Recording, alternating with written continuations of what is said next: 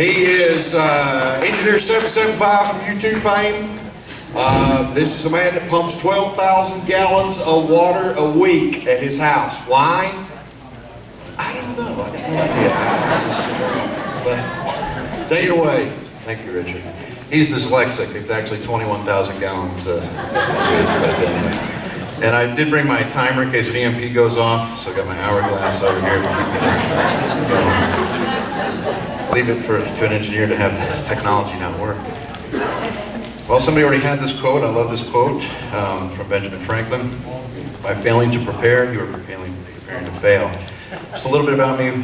Thank you, Richard, for the introduction.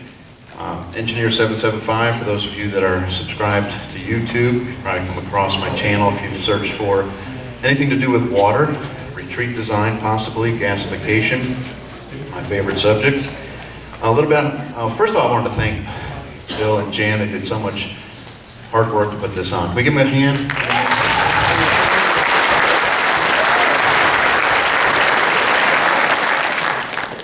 I've been a prepper for about 16 years, ever since shortly after I became a Christian. Started studying the Bible, reading the Bible. I'm a pastor now, and an engineer, and so I'm a prepper preacher, I guess. Just studying the Word of God, the time in which we live, I believe that we're in the end days, end times, and there's plenty in the Word of God that motivates me to prepare and to get other people. I tell people about Jesus Christ, and some listen, some don't. I tell people about that you need to get ready to be prepared for your physical preparation. Some people listen, some people do not. And so that's not my responsibility. My responsibility is to tell. We're to be watchmen that tell people. And as long as we tell, if we hear something and we know something is coming and we warn others, and that's all we're responsible to do. Okay? And so as really excited about Dr. Fortune being here, and my wife and I fought over the book when we first got it. No, it's my turn, give me it. And so we went back and forth of who could read it first. My wife is a pharmacist, and so I like that comment. She knows everything that goes on in our town. I don't know that. And it's also a tremendous burden on her. So we're of the same mindset. We prep together. I don't know who's more paranoid, her or I.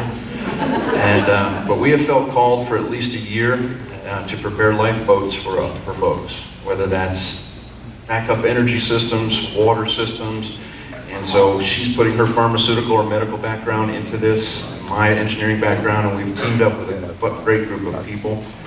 And we have a retreat that we're working on, like-minded folks. So that's a little bit about me. And again, I always say you cannot be prepared to live today unless you're prepared to live for eternity. And so that's very important that I share that. And I'll stop preaching and get on to prepping here. My prepping philosophy is that simple is good, and reliability is better. Redundancy gives you peace of mind. Having multiple backups. We heard it in the video with the ham operator, having backups to his backups. I love that stuff. My goal here with the Water Talk is to stimulate, give you some ideas. I have a lot of things working on a retreat that actually pump water, different technologies, different methods. Some people they'd rather get their AR in 200,000 rounds of 223, and they don't have a way to get water out of their well. That burdens me. So I'm here to kind of motivate you. And we've seen it already. Number one is water. My buddy Dave at Practical Preppers, he'd argue with me. He says security is number one. That's his military background. For me, water is the number one issue. The topic is life or death, and you cannot take your water supply for granted. Water, number one resource issue in the world. It's going to be a much bigger issue than oil, and there's less and less potable water in the world. And it's critical to all areas of life, not just being able to drink it, but with hygiene, medical, your livestock, if you're into sustainability as I am, your chickens, your rabbits, your cows, your livestock, you need a lot of water. Not having water for my garden is not an option. Crop failure is very possible. We've had a lot of droughts. We have to have a lot of water.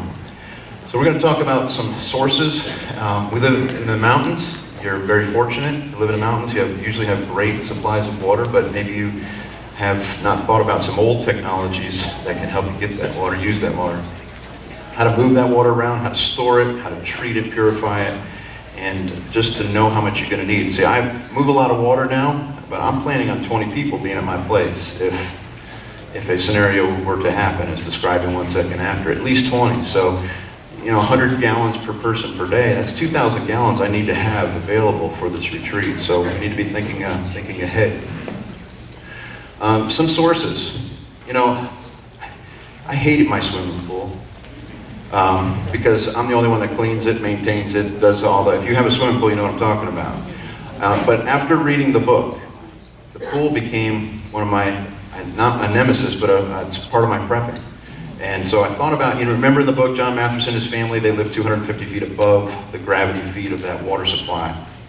And so I thought about that. I said, man, the pool is one of my favorite things lately, of getting that ready, because I've hooked my pool into my house where I can actually pump the water from my swimming pool. I got 18,000 gallons of water sitting out there. If I keep it treated, it's comparable in chlorine level to city water. So I can almost drink it. I'd still filter it, but for flushing toilets, taking shower. So think of your swimming pools. You take your existing pool, whether it's an in-ground or above ground, well, how do I use it? In the book, if they had done a little bit more force, remember that water went bad really fast. Chlorine shock, the pump wouldn't work. You can spend less than $500 and take that swimming pool, add a jet pump that runs off of batteries, solar panel, and what have you done to your swimming pool? You've just put it 100 feet above your home with a very simple pump. That pump only costs $150, running off a battery. You've effectively raised your pool 100 feet above your house. So there's some simple things I want to share just to stimulate thought in those things, but that really stuck with me in the book. And so my pool's I love my pool now. It's no longer an aggravation.